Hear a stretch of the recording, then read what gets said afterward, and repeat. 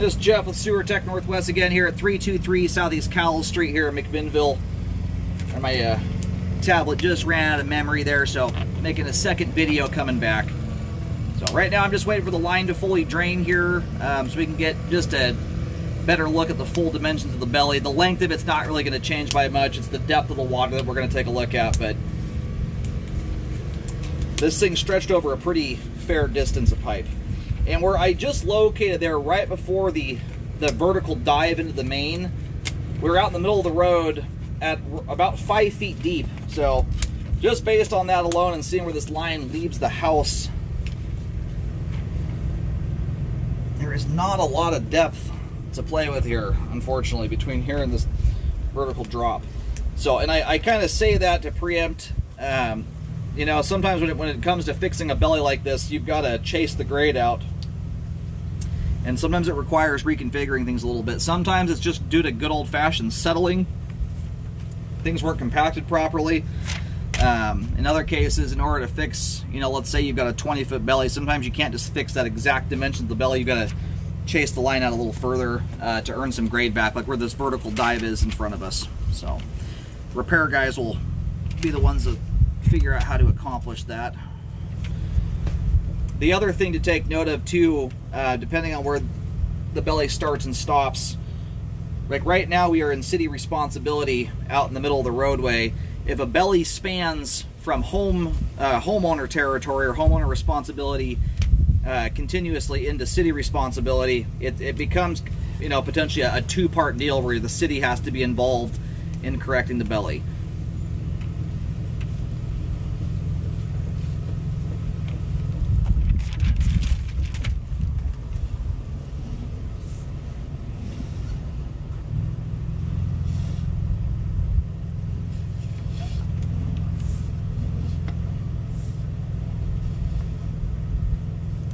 Right about here at 56 feet is where we completely pop out of the standing water. Alrighty, the line's down to just a trickle at this point. So whatever water is moving to the line here now is the tail end of it, and not exaggerating things by a whole lot. I only had a sink running to begin with. I wasn't putting a bathtub's worth of water down this thing.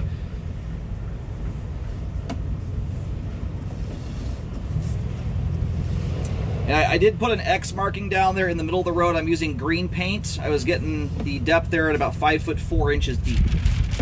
So when you account for that vertical dive at the end there, which is, it's almost a straight drop for 4 feet. You know, you're about 9 feet deep there by the time you get to the main. So, and as it sits right now, where we're sitting here, that water line is hitting my camera basically at the top of the lens, so we're about an inch underwater there. It varies a little bit depending on the part of the belly you're in.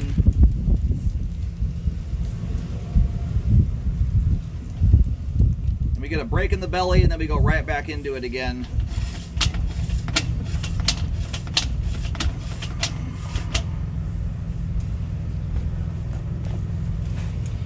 All right, right now we're sitting just out from the street curb, getting about 4 foot 11 inches deep there.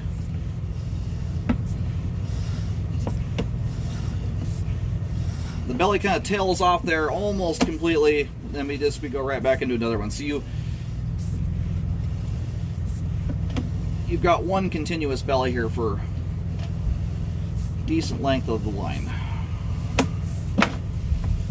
And when it comes to fixing bellies, unfortunately you can't just fix part of them. The whole line's dependent upon itself for grade.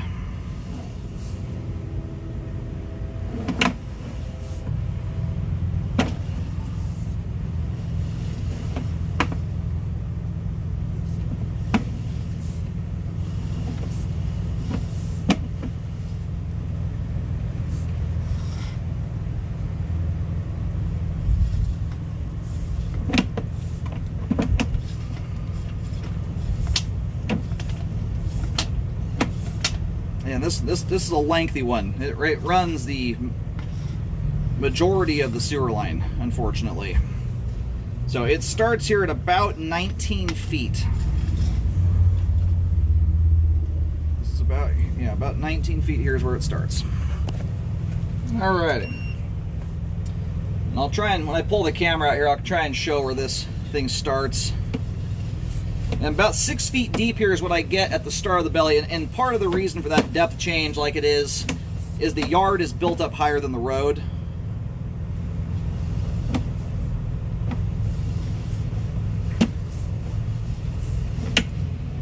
Yeah, this, I mean, sadly, almost this entire line here bellied out. It's dang near the entire thing.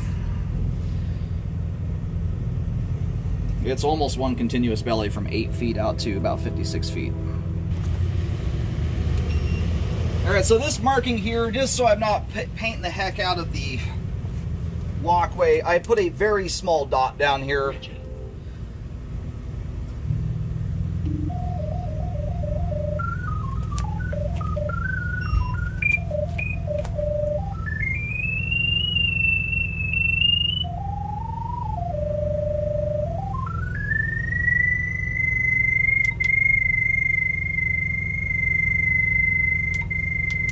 And we're about 6 foot 5 inches deep.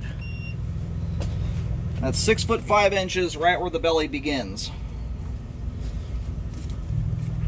And I've marked that with a very small green dot. And I do use water-based paint, so the stuff isn't difficult to get off of concrete.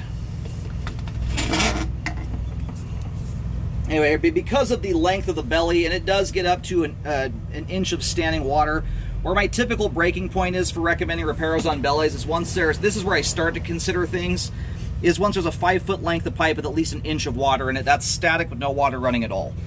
The average belly of that size in plastic pipe, I usually don't recommend a repair on. A lot of the reason I'm recommending a fix on this thing is it's almost the entire sewer line is bellied out. So here's the gate. We're on the backyard side of it. That little green dot right there is where the belly starts. If you get just past that support post there for the vines, you'll see another, you're going to see an X marking there.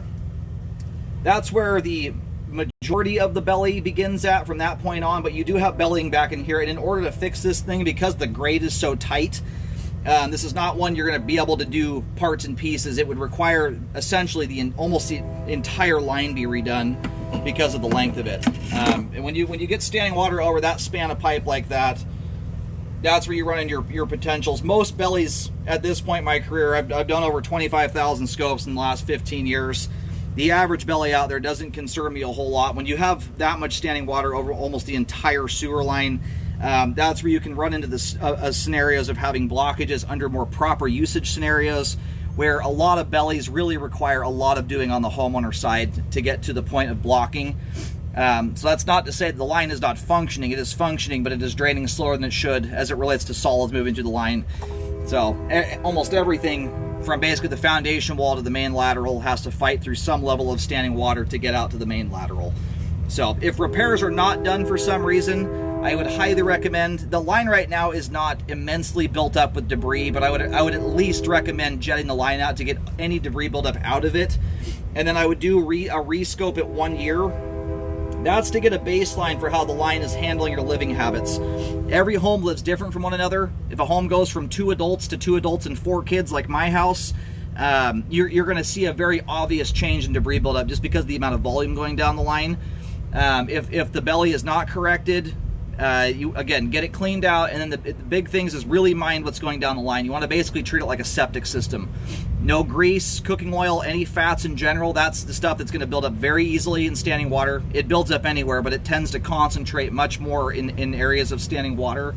And then keep anything improper out of the line, and I include flushable wipes in that category.